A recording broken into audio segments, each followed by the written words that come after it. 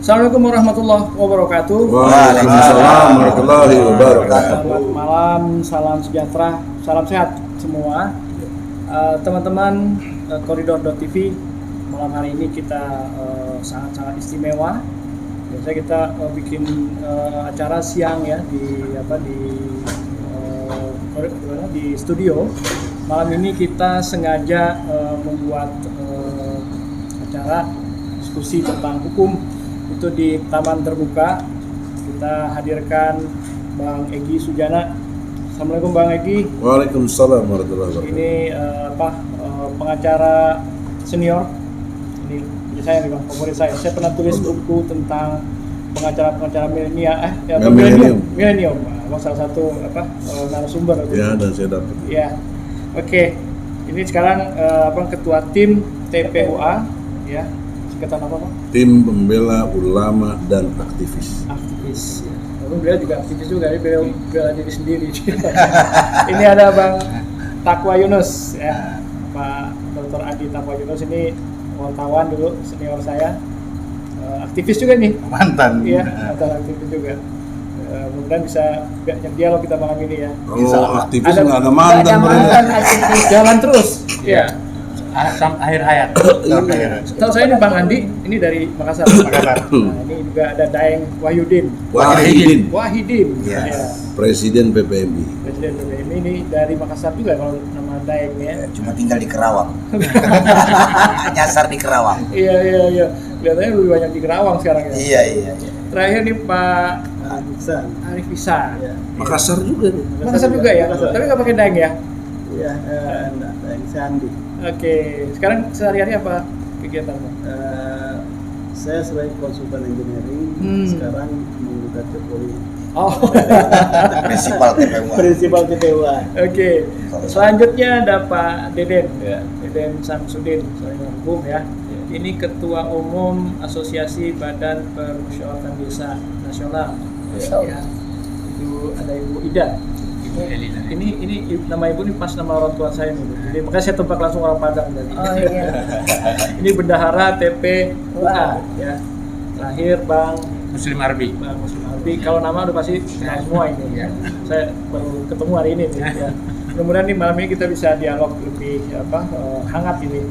Kebetulan tadi kita ngumpul semua Bang Egy, teman-teman dari Sawalunto, dari anggota BPD, mereka ingin bergabung dengan Apetnas. DPD apa itu? Badan Permusyawaratan Desa. Ya, tadi kita cerita yang tergabung di Apetnas. Karena ada DPD Dewan Perwakilan Daerah. Ya, ini BPD. BPD. Nah, mereka itu anggota dewannya lah di tingkat desa. Bang Egy udah pada sehat ini sekarang sama Bang Andi Taqwa Yunus di Apetnas. Makasih deh Bang. Alhamdulillah. Ya, kehadiran Abang bisa membawa Tapi lebih cerah nih. Jangan cuma pajang nama, nasihatnya nggak didengar. Ya. Adinda kan orang Padang, jangan iyokan di orang lalu kan Jawa itu. Iya. Nggak boleh. Jadi jangan dipilih nasihat yang pas ya, yang nggak pas nggak dipakai nih. Iya. Nah. Itu fasik namanya. Nah kita ada rencana membuat LBH Apetnas. Oh gitu. Jadi, jadi kita mungkin mohon bantuan Bang, mungkin dari teman-teman yang lain juga ikut saling support gitu.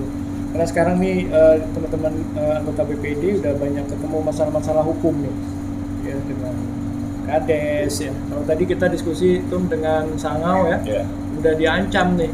Ini kapan ya mau dimasuk bui nih gitu kan? Ya ngeri banget kan. Itu background mau bikin LBH ya naon cek semua. Ada apa gitu? Nah. Perlunya apa? Di Akpena. Saya bisa jelasin, saya minta ketum. Ya Pak Ketum, Deden. Siap. Sadulur orang Sumedang. Ya, assalamualaikum warahmatullahi wabarakatuh. Waalaikumsalam. Terima kasih Pak Indra, Pak Bang Egy dan yang lainnya. Mungkin saya sedikit ilustrasi masalah BPD. BPD adalah Badan Permusyawaratan Desa dan telah lahir Undang-Undang Nomor 6 Tahun 2014 bahwa BPD itu sebagai penyelenggara pemerintahan bersama kepala desa dan mempunyai tupoksi satu mengawasi, menampung aspirasi, memberikan informasi dan mengesahkan dan merancang APBDes di desa. Nah mungkin yang tadi disampaikan banyaknya ancaman atau misalnya kayak kadang-kadang pemerintah tuh dengan kehadiran APEDAS di setiap kabupaten dan provinsi itu kadang-kadang dipandangnya suatu ancaman untuk padahal kita sebetulnya sesuai regulasi gitu. Coba di breakdown definisi ancamannya apa? Yang tadi disampaikan Pak Indra bahwa pokoknya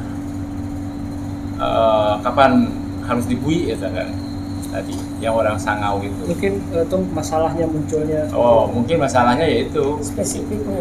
jadi kadang-kadang dengan tupoksinya kita sebagai pengawasan itu kadang-kadang dana desa ngalir ke desa yang mana itu dana desa itu diperuntukkan untuk fisik 60% dan pemberdayaan 40%. Nah, tapi dalam perjalanan fisik itu ternyata tidak sesuai dengan spek gitu. Misalnya jalan gang atau jalan desa itu tidak sesuai dengan spek. Nah, si Badan Permusyawaratan Desa ini melakukan. Jadi diduga ada korupsi lah. Iya. Bahkan di Musirawas sampai ada diancam sampai pakai golok Oleh kepala desa, dan kepala desa itu menyuruh premannya gitu. Karena itu di dalam proyek pembangunan jalannya itu tidak sesuai dengan spek. Karena si anggota BPD menjalankan fungsinya Fungsinya, sebagai jelas. pengawas. Jadi nggak mau diawasi nih Bang. Gitu. Bahkan tadi di Kubu Raya ada BPD-nya itu dipecat oleh kepala desa jadi PAW. Padahal sesuai undang-undang itu BPD itu bisa mengusulkan kepala desa untuk diberhentikan gitu, kalau melanggar aturannya gitu. Jadi terbalik. Ini malah BPD-nya yang dipecat gitu. Nah itu. Ya, jadi kemarin karena masalah-masalah seperti ini udah banyak muncul Bang.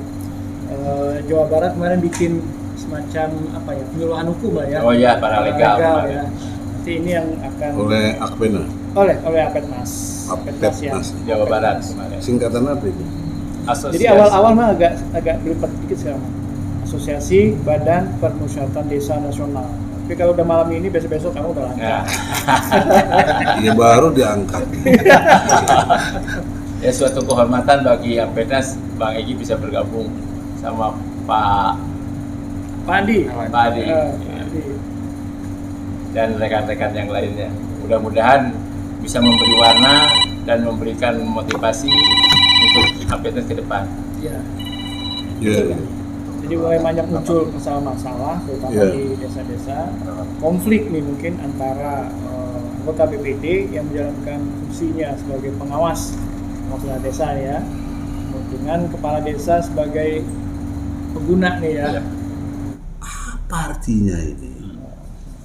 Kok tidak equal before the law? Nggak sama orang di depan. Padahal pasal 27 ayat 1 UUD 45, setiap warga negara berkesamaan di hadapan hukum dan pemerintah tanpa kecuali. Nah, kenapa kalau presiden melanggar hukum nggak ada yang berani? Itu filosofi saya menggugat. Wah, katanya nggak ngerti hukum nih presiden nih, hukum tata negara bukan perdata. Di perdata itu ada pasal 1365 Undang-Undang Perdata. Tiap perbuatan melawan hukum yang menimbulkan kerugian bagi orang lain diwajibkan ganti rugi atas kerugian yang diderita oleh orang lain. Itu 1365. Nah, bagaimana ngaitkan dengan presiden? Presiden telah melawan hukum. Apa? Bohong. Janjinya ingkar. Amanahnya hianat. Nggak mau bilang impor, banyak impor. Mobil SMK bilang ada 6.000 yang pesan. Mana mobilnya?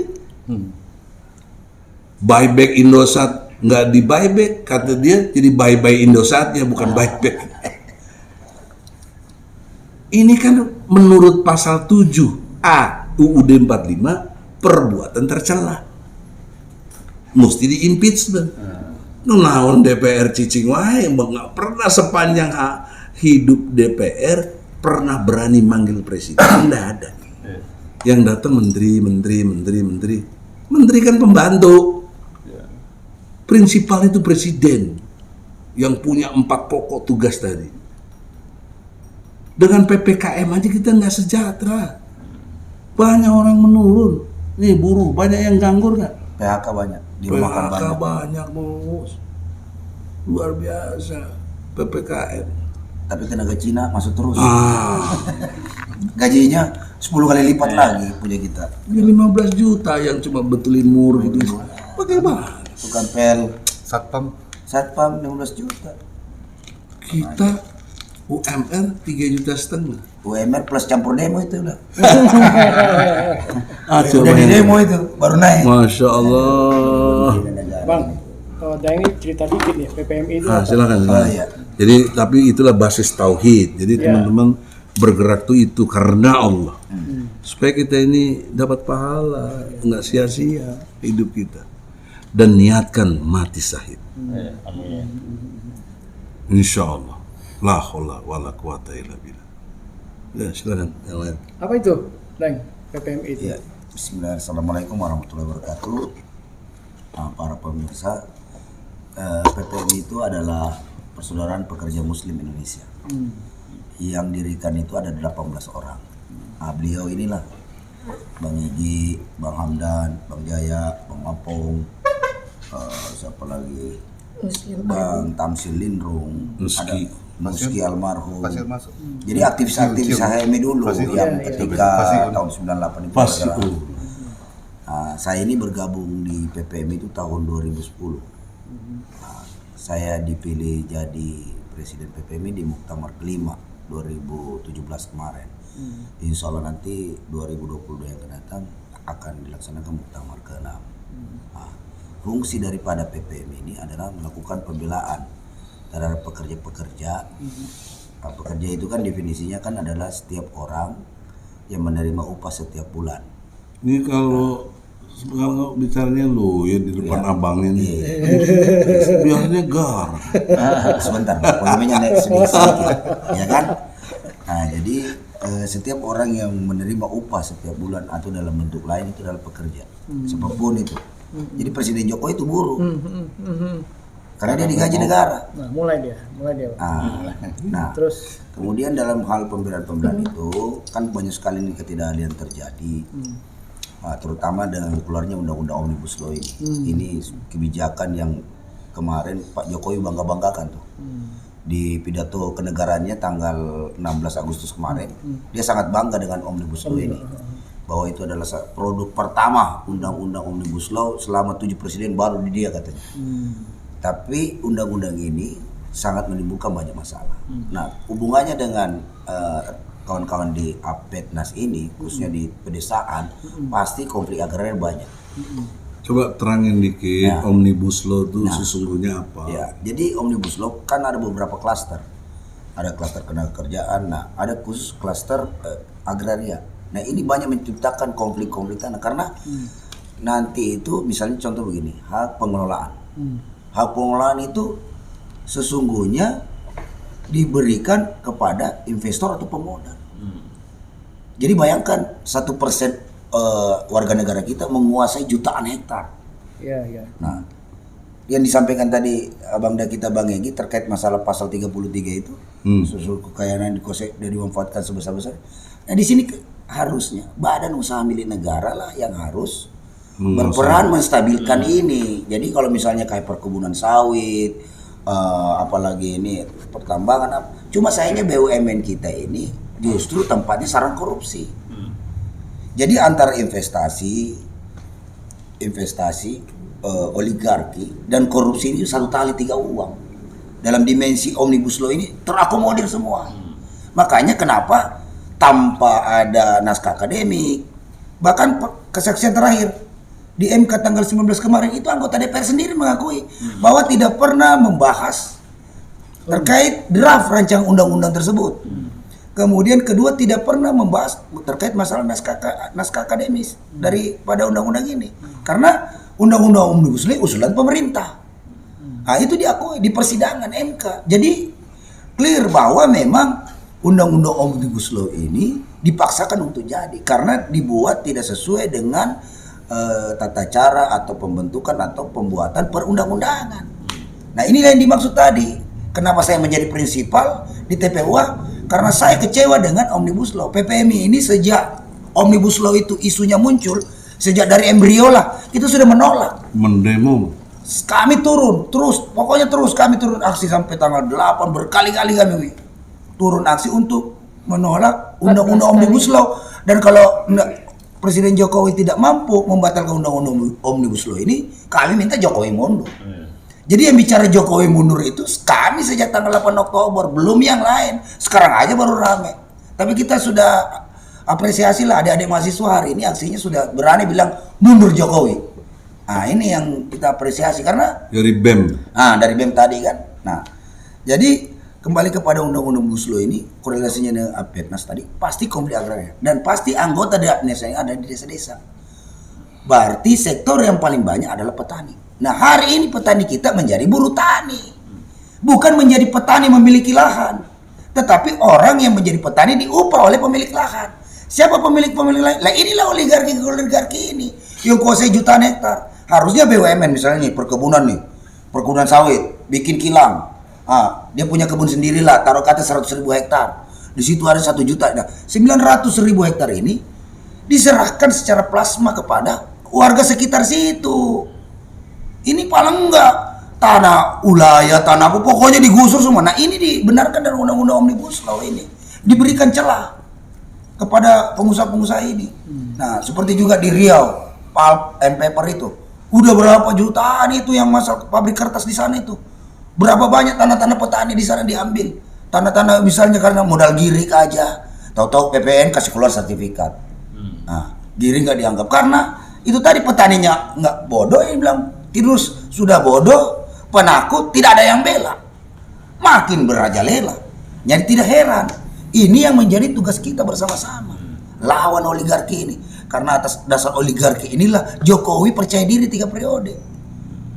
Nah tapi kalau Omni ini kan semangatnya untuk mengundang investasi baru, untuk memudahkan pengusaha-pengusaha buka.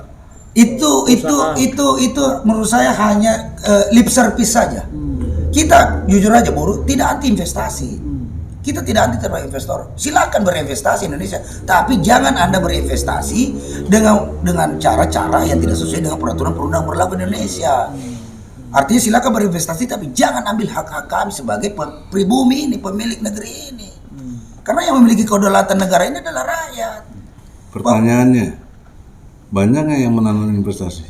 Nah, semenjak undang-undang Omnibus Law justru terbalik, banyak yang hengkang. Karena sejujurnya investor ini sebenarnya bukan persoalan perizinan dia permasalahkan, tapi korupsi dan sistem pemerintahan kita yang nyelimat, ribet. Ekonomi biaya tinggi. Itu jadi ekonomi biaya tinggi. Ya, akibat biaya tinggi, ya mau nggak mau karena sudah uangnya sudah terlanjur masuk, daripada uang saya habis digarong, ayo kita garong bersama. Digarong lah kita hari ini. Jadi tidak heran muncul kotak Pandora itu di Panama Papers. Itulah sebenarnya yang dibilang hitungan triliun tadi yang dimaksud. Ya benar itu. Nilainya 22 berapa itu? Miliar US dollar. Gila kan? Itu punya siapa itu? Ya itu disebutkan ada namanya Luhut disebut di situ, ada Erlangga, ada Hairul Tanjung. CT. Iya kan CT. Kita sebut aja karena memang sudah dimuat kok. Udah ini ngapain takut ngomong begitu. Memang faktanya begitu kok. Saya bicara fakta. Nah inilah undang-undang turun 2 miliar US dollar berapa tuh? Iya kali aja 14.000 lagi. Udah miliar udahlah. Habis kalkulator handphone saya aja udah 14 plus jadi udah nggak bisa kehitung, padahal udah panjang segini nih, ya kan? Nah, saking banyaknya uang, jadi tambang-tambang kita sekalian dikelola oleh asing. Panggil investor. Jadi orang Indonesia cuma dikasih setiap 17 Agustus tarik tambang. Kita mah kebagian tarik tambangnya aja. Tambangnya udah diambil asing.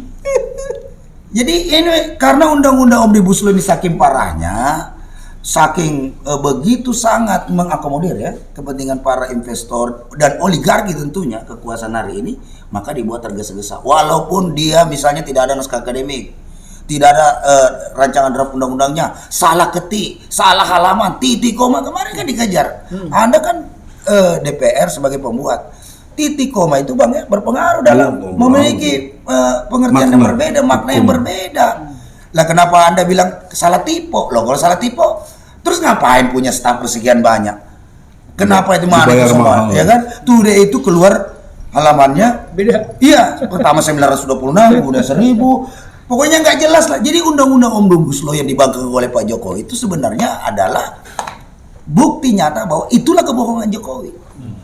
Ada isu. Iya, saya berani statement saya ngomong begitu di pengadilan. Ini Dinda, ada isu per satu pasal itu 3 miliar. Nah, itulah terjadi transaksional itu tadi. Jadi saya bilang antara investor Itu contoh kasus rokok. nah Rokok itu dalam undang-undang itu tadinya kan hal yang sangat berbahaya lah, makanya rokok itu dapat membunuhmu. Makanya ngerokok terus. jadi Itu hilang gitu loh. Nah, diduga pabrik rokok dong. Yang bayar. itu mungkin case lain ya. Gila nggak?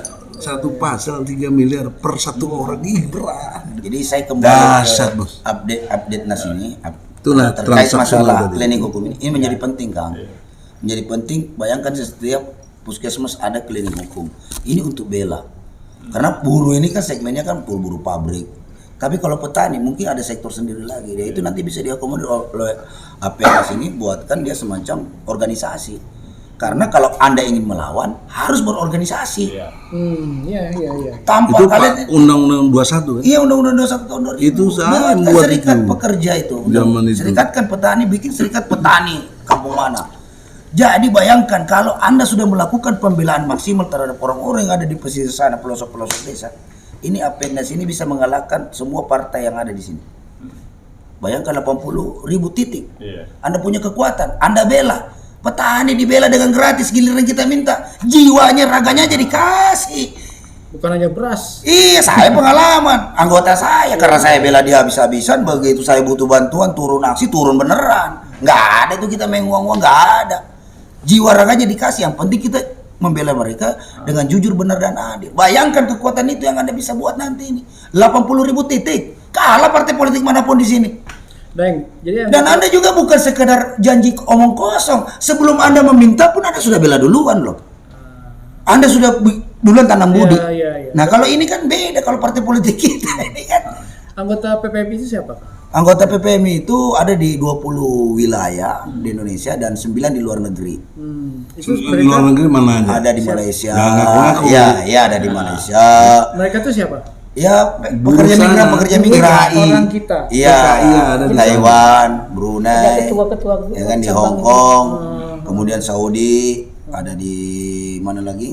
Qatar ada nggak? Nggak ada, belum ada Qatar Bang. Korea, terus Jerman.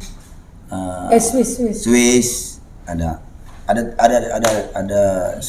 Cuma yang aktif sekarang ini ada 4. Malaysia, Taiwan, Swiss. Saudi. Satu lagi? Yang di Brunei ini. Brunei ini khusus untuk restoran di sana. Ini 4 ini hari ini ya mungkin Kalau di Brunei kan sejahtera. Ya Bang, resto itu biasa buat dia ngirim, kadang ditipu oleh tekong-tekong itu majikan ya. Jadi kami ini kembali lagi kepada gerakan ini hari ini terkait undang-undang Omnibus Law yang sangat merugikan ini. Jadi memberikan penyadaran kepada rakyat di sana bahwa kalau memang itu hak ulayat, tanah bengkok, hak Anda, jangan mau digusur begitu saja. Jadi kembalikan dulu posisinya bahwa kalau memang sumber daya alam kita yang digunakan semakmur-makmurnya rakyat, posisi BUMN tadi, ya ini BUMN nih, harusnya dari BUMN ada di sana ditarik untuk buat misalnya perusahaan contoh ya, perusahaan sawit misalnya, bikin kilang di sana. Nah, kemudian BUMN ini cukuplah 100.000 hektar aja lu kuasai. 900.000 hektar itu serahkan ke petani-petani. Bayangkan, dulu kan Pak Harto program transmigrasi kan 2,5 hektar. Nah bayangkan sekarang satu. Jadi petani kita itu benar-benar petani, bukan buruh tani. Dia pemilik. Nah di situ terjadi nanti transaksi harga yang adil mengikuti. Sekarang kan enggak. Makanya pemain-pemain besar sekarang ini leluasa kayak telur tuh. Yang kemarin di demo Coba karena yang pemegang pakan ini yang untung banyak. Iya. Pakan dia naikin, pemerintah nggak mau subsidi, harga telur ditekan. Ya mencret rakyat. Akhirnya kandang-kandangnya tutup. Masuklah teman-temannya beli. Tapi ayam waktu di kandangnya Jadi- dikasih makan nggak? Dikasih makan dipaksa. Jadi jual rugi. Nah dilalanya terpaksa petani-petani itu bagi-bagi telur. Tapi PPKM rakyat dikasih makan nggak? Ya itu dia. Ada sebagian dikasih, ada yang di dikasih. lockdown. Katanya harus dimakan. Nah ini saya Masukkan. bilang. Jadi strategi-strategi dia bilang ini akhirnya tapi sehari ini terus didukung oleh pemerintah menciptakan yang tadinya punya usaha ternak telur, ternak ayam, sebagainya, akhirnya menjadi pengangguran. Bertambah pengangguran. Dengan naiknya pengangguran, otomatis kriminalitas makin meningkat. Iya, kufur. Beban anggaran keamanan naik lagi. Ya kan? Nah, akhirnya di sisi lain juga utang luar negeri kita makin meroket. Terus rakyat mau dipajakin, kira-kira meledak nggak ini ramah-ramah rakyat kalau kayak begini? Ekonominya Sembako dipajakin, Ya pasti meledak. pendidikan dipanjakin. Karena itu tadi watak-watak penguasa hari ini terlalu rakus. Karena kalau sudah terlalu rakus, akhirnya otaknya menjadi buntu. Uang dan uang. Koruptor dipelihara, yang seperti tadi hitam putih terbalik. Koruptor dipelihara, yang kejar-kejar koruptor dipecatin, ditangkapin, ya kan? Nah, jadi semakin tinggi jumlah korupsi kita, investor juga masuk karena uangnya juga takut habis, ya udah sekalian aja mereka berkolaborasi jadi satu. Yang korban adalah rakyat Indonesia. berarti harimau siku itu dipelihara. Iya. Ya contohnya mana sekarang harimau siku? Mana? Pelemahan undang-undang KPK di mana? Nanti itu kan pengamat politik Bang Muslim tuh tahu persis tuh kelemahan KPK di mana karena beliau sering bergaul dengan muncul Run. Itu. Nah, sekarang Harun Masiku. Kita cari Harun Masiku, Jokowi nggak berani. Ya kan? Nah, tambah lagi kebohong-kebohong Jokowi lain-lain katanya kangen di demo. Tadi di demo masih semua lari ke Kalimantan. Tapi anak Kalimantan sampai di sana di demo lagi sama anak Kalimantan. Berakhir rusuk. Nah, inilah potret-potret yang digambarkan dalam pemerintahan Jokowi ini benar-benar hanya mementingkan kelompok-kelompok mereka, para investor dan oligarkinya yang mendanai, yang diduga kuat mendanai mereka nanti di pilpres yang akan datang. Tanpa kata Jokowi, tidak jadi kita luluskan dapat 3 periode atau memperpanjang periodenya tahun 2027. Memperpanjang 3 tahun lagi masa jabatannya. DPR, presiden apa semua dia, pasti dia akan ciptakan orang-orang yang mampu melindungi kepentingannya. Karena kalau Jokowi sudah tidak presiden dengan 66 gugatan tadi, kebohongannya dia itu tadi berapa tahun pasti dicari-cari lah, dikejar-kejar kayak Indonesia. Nah, itu seperti begitulah, dan saya berharap dengan adanya klinik hukum nanti benar-benar dimanfaatkan sebaik-baiknya ini sebagai tempat untuk mencerdaskan warga negara kita yang ada di ujung pelosok di sana yang kurang dipantau oleh media. Karena kejadian itu terjadi masif sekali, misalnya contoh lah kita sebut aja lah London Sumatera misalnya. Berapa banyak kasus pertanahan dengan rakyat yang terhadapi. Belum juga Sinarmas Group. Ya kan? Belum lagi ini terakhir Rocky Gerung lah, enggak usah jauh-jauh lah. Sentul City misalnya. Itu kan konflik agraria semua yang tidak bisa diselesaikan. Untungnya aja Rocky Gerung yang dia lawan sehingga bisa banyak solidaritas dari para aktivis. Akhirnya berakhir damai kan. Kalau berdamai kan artinya kan ya ya sudah lah, tapi itu bukan urusan kita lah. Tapi kita akui semangat perlawanannya dia. Cuma dalam forum ini saya minta Rocky Gerung tetap seperti yang dulu, tetap konsisten. Artinya fokus lah bareng-bareng sama kita. Minta kepada apalagi ini berjuang hari ini bersama dengan mahasiswa TPU, minta Jokowi mundur saja. Nanti rumahnya diambil. Ya kan, nah itu kan ya. Berarti dia tidak istiqomah kalau begitu.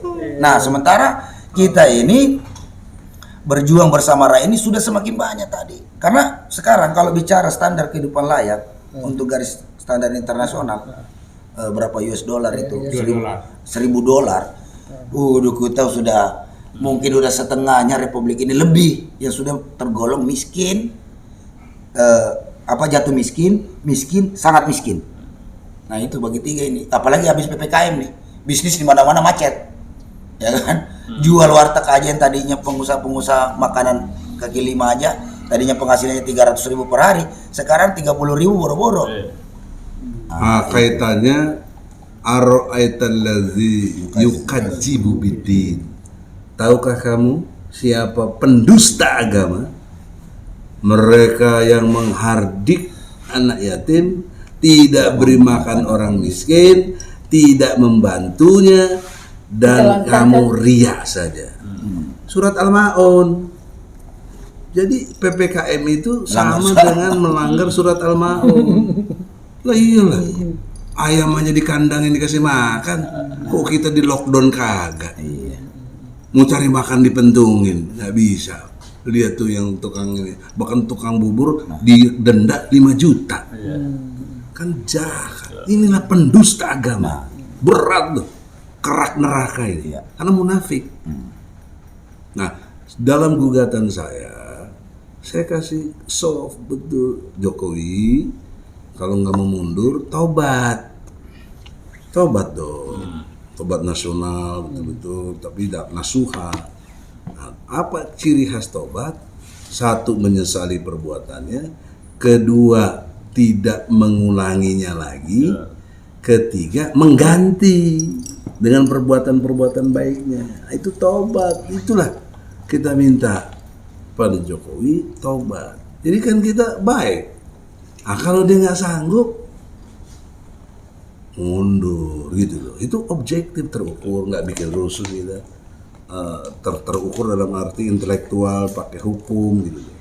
Nah, itu supaya rakyat tahu, dan LBH kita nanti ini klinik hukum gugat itu bupati, gubernur, kepala desa juga, camat, benjret bos. Kalau klinik hukum udah bergerak berdiri, dasar tanpa kerusuhan. Nah itu. Ini konsep mahal ini. Jadi saya yang menciptakan ruang hukum. Ini nama ruang hukum, tadinya vakum, nggak ada. Bahkan nggak bisa presiden digugat. Presiden bisanya di impeachment. Itu para ahli ngomong gitu. Aku terobos gini nggak ada yang berani ngomong. Siapa coba tokoh yang ngomong? Nggak ada. Karena saya bener, objektif, sistematis, toleransi saya tinggi. Kalau lu bener, gue ikut. Tapi kalau gue bener, ikut gue dong.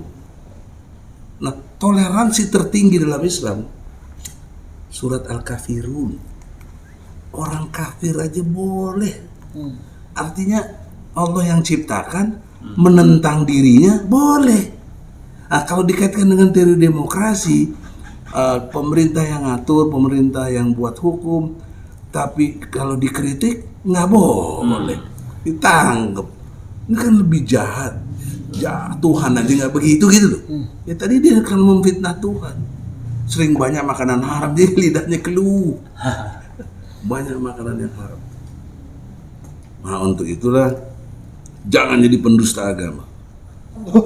Satu hal lagi Pak Indra, yang masalah undang-undang Omnibus Law ini, itu perlu disosialisasikan di semua wilayah terkait masalah kawasan ekonomi khusus. Nah itu nanti dia kawasan ekonomi khusus itu akan membuat aturannya sendiri. Nah sekarang sudah ada contohnya nih di PIK. Nah, mau ngibarin bendera merah putih aja nggak bisa. Padahal tuh wilayahnya. Jadi ada negara di dalam negara. Itu undang-undang Omnibus Law itu. Itu gowes aja udah dilarang di situ. Hah? Gowes. Iya. Dan lucunya lagi kemarin kita disuruh pakai masker, dilarang berkumpul. Orang yang tinggal di sana berkumpul tidak pakai masker, bebas berkeliaran. Bagaimana Makan tidak memunculkan kecemburuan sosial rakyat Indonesia? Gimana tidak muncul nanti anti Cina atau rasis? Jadi ngajarin orang pribumi ini jadi rasis gitu loh. Itu PIK udah disebut. Iya itu jelas, faktanya kibarin bendera putih kemarin 17 tuh. Teman-teman Laskar cuma tiba banner aja, pasang banner panjang merah putih dilarang. Yang larang siapa? Aparat. Inilah sekarang ini oligarki dan investor asing ini gunakan aparat kita untuk jadi tameng. Nggak boleh sebenarnya begitu. Harusnya Polri, TNI itu menjadi pelindung rakyat. Karena yang kan gajah dan juga. Kalau klaster bank tanah gimana? Yang di Omni. Nah itu yang saya maksud tadi. Dengan adanya klaster-klaster tanah ini dibangun ini, itu menimbulkan nanti itu pemilik-pemilik yang 1% ini, itu lewat situ celahnya. Dia pakai nanti keluarganya aja juta-juta. Jadi misalnya keluarga Cipta Eka siapalah itu kan, konglomerat itu. Nah itu nanti punya jutaan-jutaan. Nah akhirnya jutaan hektar tanah, akhirnya orang-orang pribumi yang dari nenek moyangnya tinggal di situ nanti menjadi buruh tani. Kalau tidak bisa jadi buruh tani, menjadi terjadi urbanisasi ke kota, mencari pekerjaan di industri. Jadi gimana penyebaran penduduk kita satu ini? contoh tanah yang mau jadi ibu kota baru itu Kalimantan. Kaltim kan, Iya. Panajam itu punya Tanoto Ya. hampir 200.000. Nah, itu nanti Bang Muslim tuh, tanya aja Bang Muslim masalah itu. 160 itu si Tanoto yang Udah silakan Bang Muslim aja Jadi dulu itu coba. transaksional sama Tanoto. Gila, dan pasti naik dong buat ibu kota. Benar kita nggak punya uang itu, ngutang-ngutang dari mana coba lebih kan? Sampai hari ini. Iya. Fir'aun aja yang jahat nggak pernah Kan dibatalin ngutang-ngutang. juga ya. Karena sama Cina kan. Ya, Mau ngutang kemana ya? jadi Nggak ada. sebetulnya kan ibu kota Akhirnya negara ini aja. kan sampai hari ini kita juga bingung, ya kan? Itu ide siapa, kan? Terus jadi atau enggak? Ya itu satu. Nanti saya khawatir sama nasibnya seperti kereta api cepat Jakarta Bandung. Oh itu penting tuh. Atau misalnya lapangan bandara Kertajati. Kertajati. Itu sudah jadi pun akhirnya yang nempati itu jin. Jalan tol ya. Iya, jalan tol juga dibangun mahal-mahal seperti Dijualnya murah.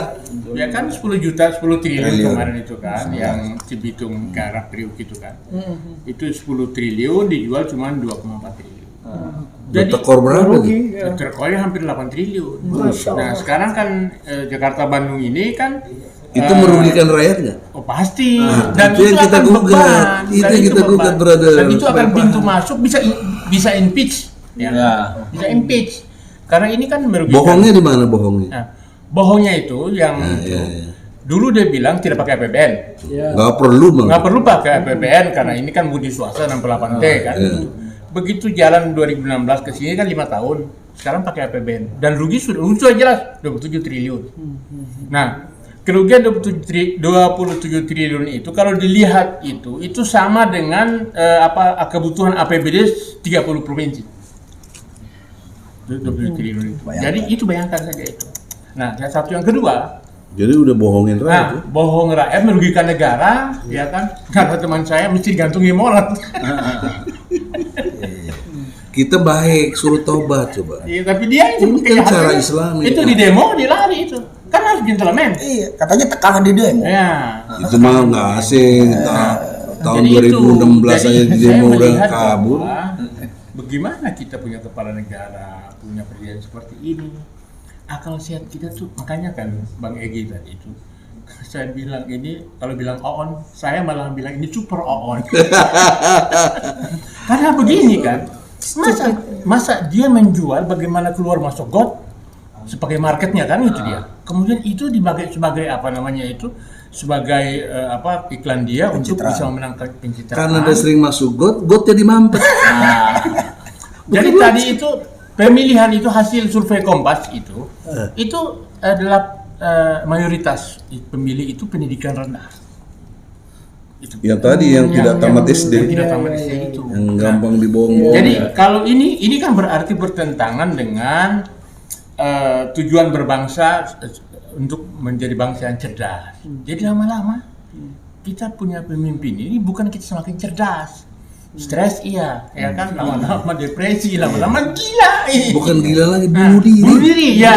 Udah Ada yang bunuh diri, Udah ya banyak. kan, sudah banyak itu. Nah jadi ini kan anomali kan. Siapa yang tanggung jawab tuh? Dan Nah jadi tadi itu misalnya kan, bagaimana kelompok Sinarmas itu menguasai 6 juta hektar lebih tadi itu kan. Nah sekarang ini bagaimana opung ini ya. Opung apa nih? Opung Luhut Binsar Panjaitan. Opung Begitu dia melaporkan Azhari Azhar ke polisi, sekarang bingung ditelanjangi itu celana dalamnya sekarang ini kan. Nah, ternyata ada anaknya di situ, ya kan, ada beberapa mantan di Ada situ. Saya pernah lihat itu tambangnya di Kalimantan sana. Ada Gibran. Dan menurut saya ini harus dirampas oleh negara karena dia mengambil keuntungan dari negara dari jabatan dia untuk memperkaya diri. malah dia dipercaya sebagai Menteri Bidang Investasi. Semua, jadi menteri segala rupa. Ada 10 Menteri jabatan. Palu Gada, Menteri Palu Gada. Apa itu Palu Gada? Apa lu mau gue ada? Palu Gada. Menteri Palu Gada, apa lu mau gue ada? Jadi kalau orang Sunda bilang apa? Cek naon atuh? Eta. Rek Kadia naon. tuh, rek naon eta kadia. Abdi aya. Itu aja. Jadi itu. Nah, saya curiga ini masalah apa namanya itu Panama Paper tadi. Apa namanya itu Pandora Paper. Saya curiga. Ini tadi kami ngobrolin mobil tadi ya. Ini jangan-jangan Pandora Paper ini sebetulnya ini dugaan saya. Jangan-jangan ini uangnya Jokowi yang disuruh disimpan sama Luhut di sana. Bayangin aja tuh. Kita sekarang nuduh Luhut. Makanya dia berani bilang ada 11 triliun. Nah, begitu diungkap Kantong saya. begitu diungkap masalah ini Pandora Paper, langsung Opung ini dikasih hadiah sebagai hiburan, dikasih jabatan Ketua Komite Pembangunan Kereta Cepat Jakarta Bandung. Dihibur. Karena udah ditambah oleh APBN. Baru tambah APBN dikelola. Itu hadiahnya. Iya, jangan-jangan akhirnya dia kan dihajar ini. Iya. Akhirnya sudahlah kasih jabatan itu supaya dia tenang. Terus, nah sekarang tahu-tahu begitu sampai DPR bilang audit dulu. Iya. Kan gitu. Audit dulu, jangan dulu bocorkan. Karena itu memang undang-undang. Iya. Jadi undang-undang tentang keuangan negara itu kalau 100 miliar itu Menteri Keuangan, ya kan? Harus juga Menteri Keuangan. Ya, 10 miliar. Kalau 100 miliar itu Presiden. Kalau dia 100 miliar itu persetujuan DPR. Jadi selama ini pelanggaran itu dalam masalah utang luar negeri. DPR dilewatin ya. Nggak Nah pernah itu dengar. yang itu di Sarabang yang utang 200 berapa itu? Siluman, utang siluman. Itu Itu kan kan cuma persetujuan DPR. 246, maksud Nah, itu, skandalnya banyak 246 utang siluman Cina. Iya. Terus 46 miliar. Apa triliun. Iya. Bayangkan itu. Itu. Nah, jadi inilah barangkali makanya kan hari ini 21 Oktober, satu hari ya 2 tahun lah pemerintahan ini. Kita semakin hari semakin bingung, cemas, ya kan, galau, risau, gelisah, ya kan. Mau dibawa kemana bangsa ini? Ya kan? Kalau seperti ini, makanya kan saya sependapat dengan Bang Egi ini kan. Artinya oke lah, kita tidak demo. Tetapi pengadilan kita dikasih ruang dong, ya kan? Itu untuk gugat segala kebijakan yang salah. Kenapa demikian? Jangan diintervensi. Iya, jangan intervensi. Karena DPR sendiri cicing wae. Dan DPR sendiri kan mingkem, pegang burung aja kerjanya kan. Gaji besar kerjanya pegang burung. Nah, itu di DPR sekarang ini kan. Itu masalahnya. Itu loh. Padahal ini kan jelas ini. Seperti itu. Misalnya ketika Pak Presiden Jokowi bilang di kantor Kenapa saya, pegang burung? Karena burungnya diurus. Kalau nggak diurus, nggak dipegang. Bang, ini soal utang tadi. Iya. Benar nggak kalau udah sebatas tertentu, ada nggak? Ada 30%. Dia wajib dibaca. Iya dong. Iya, itu Melanggar undang-undang. Nah, gimana tuh? Tapi disiasati oleh mereka, undang-undang ini diganti. diubah. Jadi boleh berapa aja. Gila negeri ini. Dan itu DPR kau ikut aja heran. Bahkan ada perpres itu Bang yang dana Covid tidak boleh di Tidak boleh digugat. tidak boleh digugat. Tidak boleh diaudit, tidak boleh Ya digugat. kan? Ada aturannya itu. Karena tiap hari 1 triliun coba. Nah itulah Emang. kalau kekuasaan Udah berapa? Udah 1,5 tahun Iya. Jangan-jangan udah 2000 T itu. Iya, Lebih. sudah 1.000 triliun lebih sampai hari ini tidak jelas bagaimana. Ditimpe Kemana sama menteri sosialnya aja berapa? Iya, dengan data ganda kan. Nah ini juga kritik sama KPK nih. Janjinya iya. siapa yang korupsi di tengah pandemi Iya. COVID Hukum mati. ini hukum mati. Bukti Itu sekarang. ketua KPK itu Bung Firly. Firly. Dia teman saya juga dulu Wakapolda di Banten. malah beraninya bupati-bupati doang. Iya. Bupati, gubernur itu aja DPRD. Cuma Karena dituntut mahasiswa minta dicopot. dituntut 11 tahun oleh penyidik dari KPK. Iya. Kan nggak konsisten. Mestinya dia punya rasa malu mundur jadi ketua KPK. Berarti kalau mundur bubar KPK Bang? Bagus, udah buat apa begitu? Iya. Daripada jadi legitimate. Tidak independen lagi KPK. Nah, padahal Jokowi janjinya apa? Sama Demi memperkuat KPK. Harus pun 1000 penyidik harus ditambah, saya tambah. tambah. Anggarannya pun saya tambah 10 kali lipat. Ini boro-boro Itu tambah lagi itu bukan 66, 67. 67 bohongan. malah dipecat orang. Kan undang-undangnya dirubah ya. Nah, menariknya dikembalikan jadi ASN oleh Kapolri. Berarti Kapolri ini bagus. Orang itu nggak bermasalah. tapi Apresiasi. dikatakan bermasalah wawasan kebangsaan. Ini artinya KPK menghina Kapolri. Iya. Kapolri mestinya tersinggung loh. Karena isi uang lu pakai. lu pakai.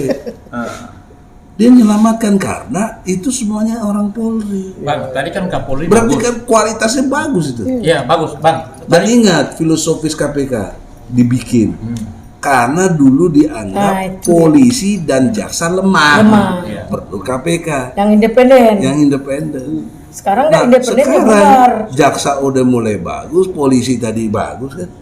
KPK-nya nggak bagus. Bang, ini kan biar didengar banyak orang, Bang, di Nusantara. Itu Kapolri bagus, polisi sekarang sudah mulai bagus. Tapi dalam pelanggaran prokes, kenapa polisi tidak pernah nangkap Jokowi? Ya karena dia bawakan presiden langsung, nggak bisa. Nggak. Bosnya ditangkap. Nah satu Pecat nih. juga bang, itu penghinaan KPK terhadap polisi. Penyidik-penyidik itu kan kiriman dari Polri. Iya, betul. Mereka adalah perwira-perwira terpilih. jelas, terbaik. Nah, Terbaik. kenapa dianggap tidak lulus TWK? Nah, iya itu kan berarti Tes wawasan kebangsaan. Menghina polisi. Menghina polisi. Nah, yang akhirnya minta dibalikin. Jadi, aduh. Jadi Pak Kapolri gimana nih presisi nih? Iya. Otaknya siapa yang presisi nih? Otaknya Firly atau Pak Kapolri nih? Jangan sampai Pak Kapolri dipermalukan sama Firly itu ketua KPK. Saya setuju lah KPK dibubarin aja. Ya. Dan Firly kan polisi, Karena anak sudah, buah Kapolri. karena sudah jadi ASN semua. Jadi untuk apa lagi udah bukan badan ad hoc, ngapain nih? Simpan lagi situ udah Dulu pecatin kan KPK aja. kan independen, makanya Bubarin aja. Dulu Novel Baswedan dibuang dari polisi kan. Iya. Sekarang diambil lagi sama Lagi polisi. Jadi polisi Gara-gara menjilat tidak lulus tes wawasan kebangsaan. Aduh. Dia mati-matian tinggalkan polisi, masuk ke KPK. Di KPK dibuang, diambil lagi sama polisi. Pelawak aja nggak ada yang lucu gini. Jadi salah satu syarat masuk polisi tidak lulus Lulus kebangsaan. tes wawasan kebangsaan. jadi dalam hal ini saya sedikit ingin Ya. tadi sudah disampaikan oleh Profesor Egy Sujana sebagai Ketua Umum TPUA, Pak Daeng sebagai Presiden PPMI yang luar biasa gerakannya, juga Pak Muslim Arbi. Dengan gugatan ini seharusnya kami tidak dibiarkan sendiri. Kenapa? Kita kan sudah bangsa ini kan equality before the law, persamaan hak di mata hukum. Kita percaya bahwa presiden kita itu kita akui dengan segala hal. Ya kan kata Allah, tidak akan kuizinkan satu helai daun pun gugur. Berarti dengan izin Allah dia jadi presiden. Iya. Kita akui. Namun kan dia manusia biasa, tidak sempurna, punya kesalahan. Nah, di sini kita panglima tertinggi di bangsa ini adalah hukum.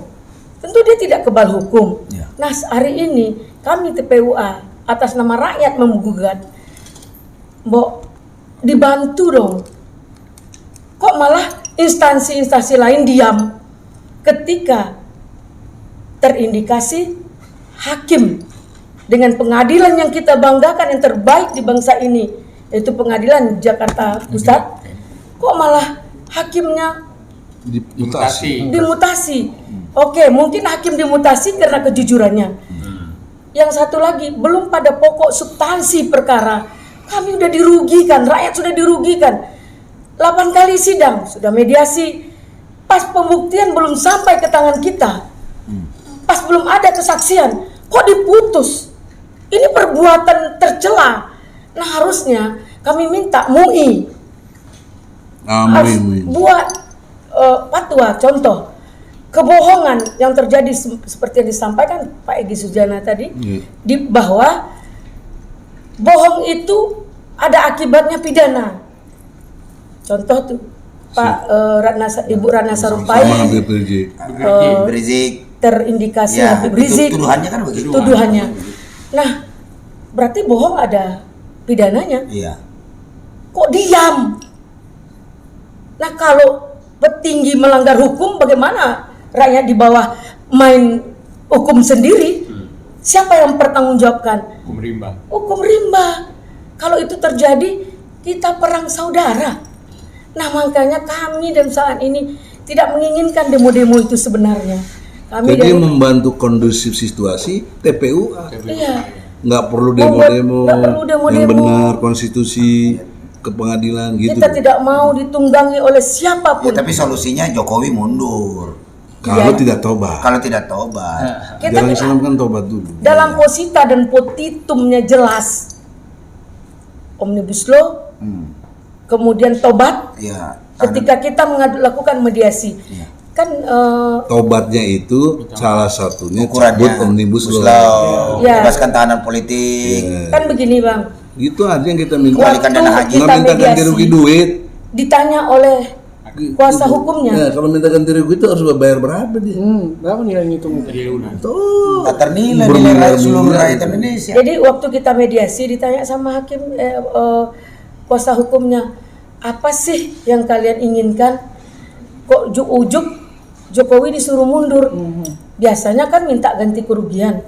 Saya sampaikan, apa mampu presiden mengganti kerugian penderitaan rakyat? Nggak mampu dia. Bisa asal kota Pandora Papers itu dibalikin dulu sama Nah, dengan syarat, makanya ada 3 permintaan. Apalagi ngutang terus, bagaimana mau bayar? Kita buatlah 3 permintaan. Pertama, tobat. Kedua, omnibus law. Ketiga, bebaskan Habib. Biar ada. Bukan sebagai tahanan tahanan politik. politik semuanya. Iya, Pak. itu Saganda. kan artinya itu kan Jumhur. bergening posisi. Pokoknya semua tahanan. Nah, kalau itu benar dilakukan, itu persamaan hak, rasa yang sama, keadilan yang sama. Ya Allah. Jika penegakan hukum itu sama, ya sama. Saya rasa Alkitab yang dipakai oleh penegak hukum sama, baik itu penyidik dari polisi maupun hakim maupun jaksa maupun pengacara. Di sini kenapa ada intervensi, terindikasi intervensi. Jadi kalau begini kita kemana mencari keadilan? Rakyat seperti apa? Apalagi di daerah-daerah rakyat yang tidak mengerti hukum, hanya ketakutan. Mungkin sekarang DPR pegang burung karena pelihara burung. Di daerah mungkin ketakutan ciut burungnya, Bang. Tapi Krisdayanti tidak kepelihara burung, Bu. Burungnya udah bagus. Krisdayanti bagus tuh ungkap betapa dahsyatnya anggota DPR gajinya itu. Masya Allah. Tahu saya Krisdayanti tidak pelihara burung itu. Makanya kita sangat mengharapkan Enggak, klinik. justru dia yang memelihara burung. Oh gitu. Burungnya si Lemos ya? Jadi makanya klinik hukum Berselingkuh itu lagi, aduh. kita buat dari bawah agar orang memahami apa itu hukum. Seperti hukum itu kan tidak selalu dengan kasar fisik, bisa fisikis. Jadi fisikis orang kena dalam penegakan hukum itu juga penting, bukan ke psikologi saja. Melihat undang-undang saja, ini pasal 311 5 tahun penjara orang sudah menggigil. Bahkan dari orang yang tidak mengerti tentu melakukan apa saja, yang mengerti main di sini, bahkan hukum bisa dibeli. Ini yang kita takutkan di bangsa ini. Nah akhirnya kita sekarang Indonesia tidak baik-baik saja. Indonesia sedang sakit. Jadi bangsa ini harus memikirkan apa solusinya. Mungkin berapa aktivis demo, ribut, mengungkapkan kesalahan-kesalahan, tapi solusi belum kita temukan. Ayo semua aktivis, semua penegak hukum di bangsa ini cari solusinya seperti apa. Yaitu satu-satunya, jika dia tidak mampu lagi, mundur. Kita kan bukan ingin kudeta, kesadarannya mundur. Lihat kesadaran Gus Dur yang ujuk-ujuk disuruh mundur, suruh maju malah mundur, ya kan? Akhirnya memang benar-benar mundur gitu. Jadi kesadaran jangan ada korban lagi. Yang elegan juga Soeharto. Ya, Udah jelas 32 tahun. Ujungnya mundur. mundur. Menyatakan diri mundur. Pak Karno, Habibie, Kuat apa dia? Pak Habibie juga. Pak Karno. Karena Sebenarnya kita sedih di negara kita selalu. Mungkin beliau mau mundur, tapi yang lain mungkin nahan ya. Bisa jadi ya. nah, kalau pakai teori manajemen, dia kan panglima untuk TNI, untuk Polri, untuk pemerintahan. Dia kepala pemerintahan sekaligus kepala negara. Jadi bagaimana dia bisa dipengaruhi anak buah? Tapi Nggak Bang, mungkin. di buku Tempo itu Yang bener ada, dia petugas partai. Ah, ya seperti yang yang di buku didengar Tempo tadi, itu Bang, Mama Pinocchio. Mega. Apa Bang? Pinocchio yang berbaju Doraemon. Kan kalau orang gambaran di karikatur, orang bohong kan Pinocchio. Ya, Itu mau panjang. Panjang. Bohong makin panjang Yang hidungnya. punya segala-gala kantong itu kan Doraemon kan. Jadi di si Doraemon kan pesek. Jadi tubuhnya si Doraemon, wajahnya si Pinocchio.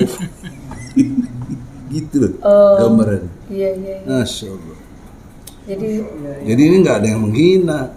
Ini kan gambaran fakta yang ada di karikatur. Iya. Fenomena sosial. ya ini memang ini kejadian yang nyata. Apa yang kita Tapi saya sampaikan kira hari ini. udah cukup berkualitas lah kita bicara.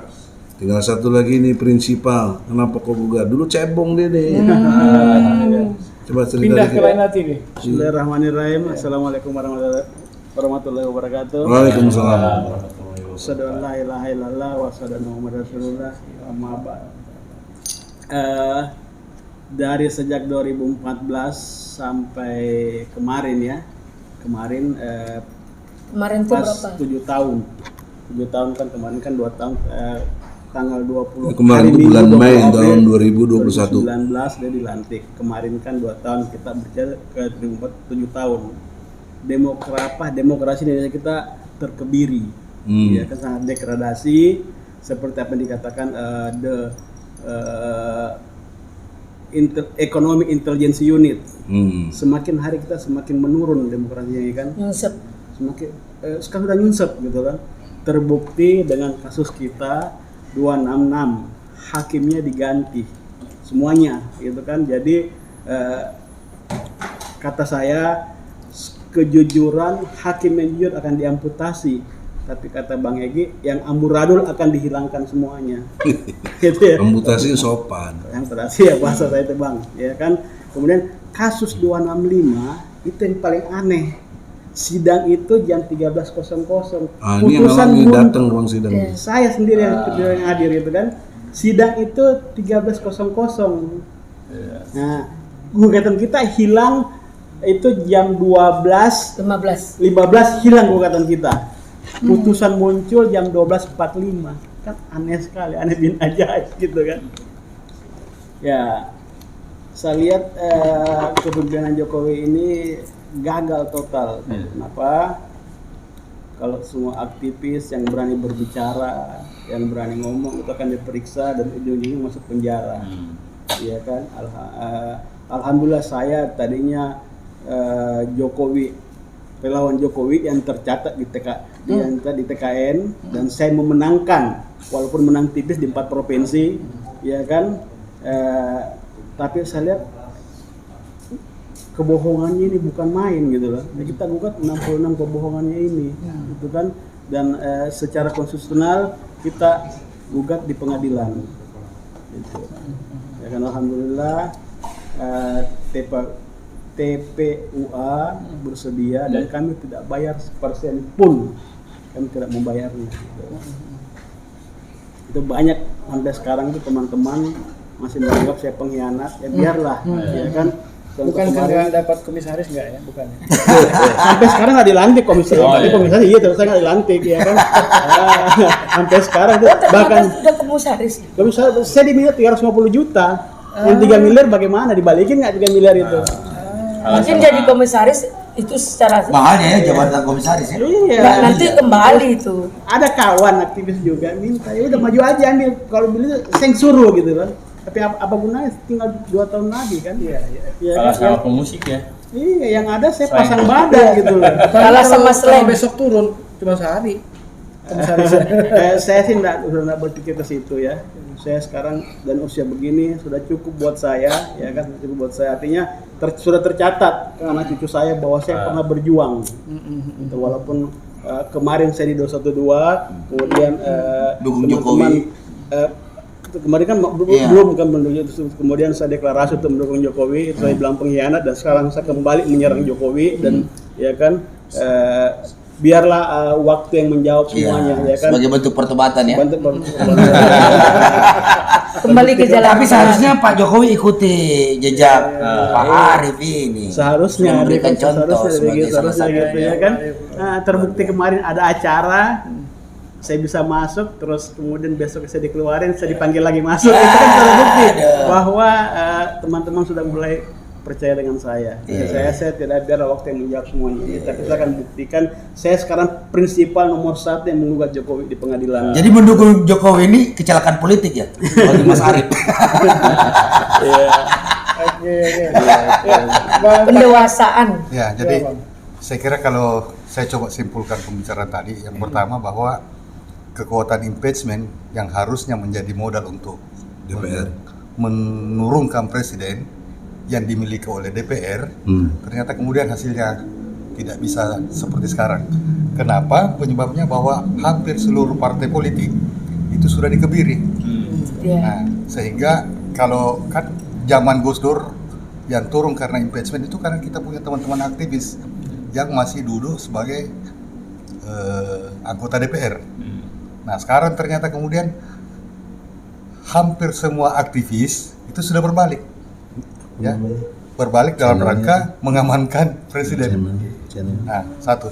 Yang kedua, saya bisa simpulkan bahwa ternyata kemudian kita sepakat bahwa dibutuhkan pemahaman hukum bagi masyarakat.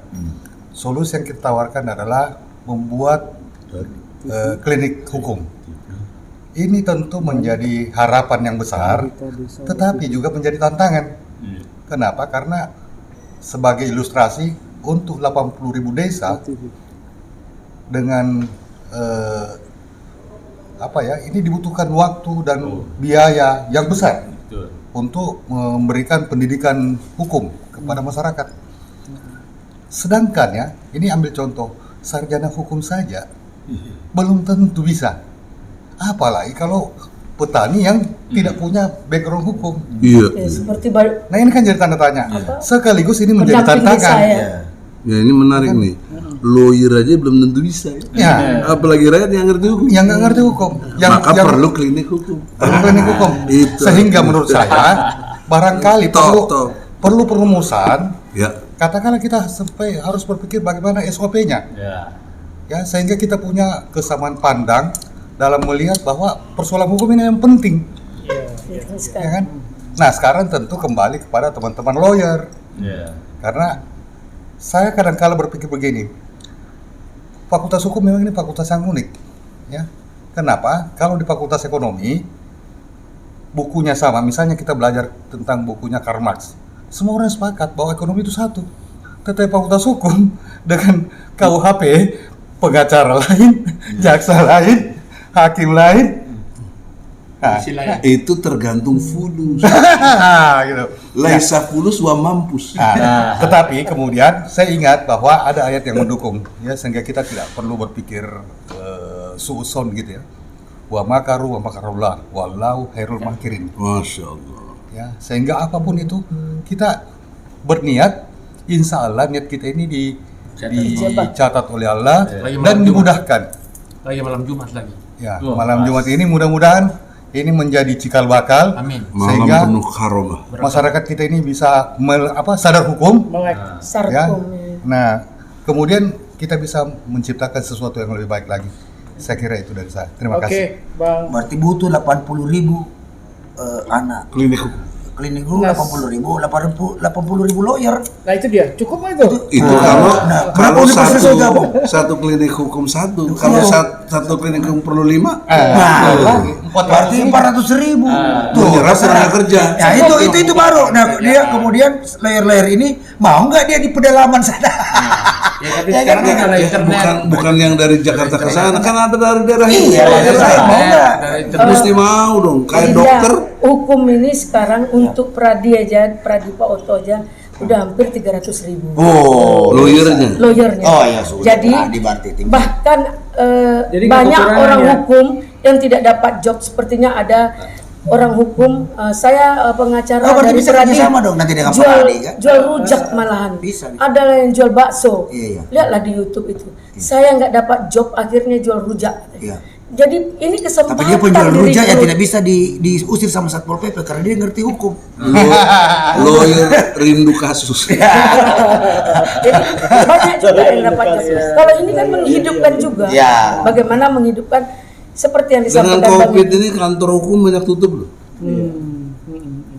Banyak. Ini saya tambahkan sedikit masalah ibu kota tadi ya. Nah, Tentunya gimana? dengan adanya internet kemajuan sekarang itu ibu kota negara kan nggak penting karena semua kan bisa bekerja dari nah nggak penting itu ngapain. Nah, ambisi apa coba? Tanahnya punya Tanoto ya kan, Tanoto tapi punya juga susah 162.000 hektar. Bayangin Jakarta kan cuma 33.000, berapa kali di Jakarta? Jangan nanti sama dengan Nah, mensengsarakan. menyengsarakan.